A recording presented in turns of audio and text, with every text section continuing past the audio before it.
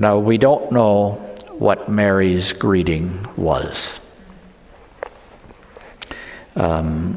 We can well imagine that it was more than hello.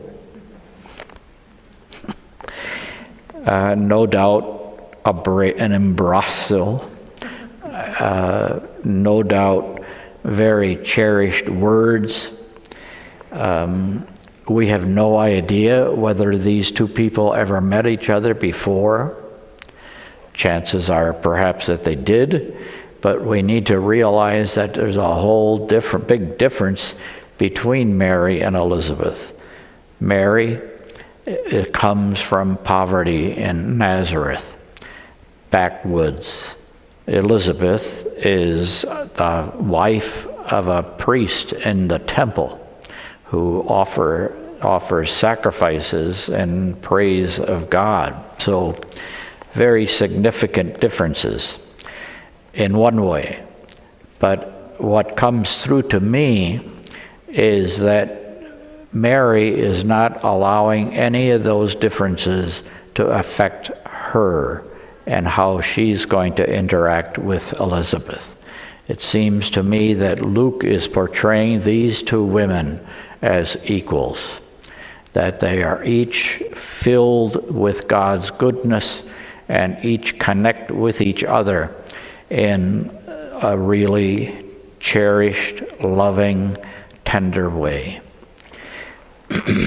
And of course, what an example for us, that how many of us, and I'm guilty of this as much as anybody else, maybe even more so, not that I need to compare myself in any sinful way, but how often do we meet somebody and start talking about business?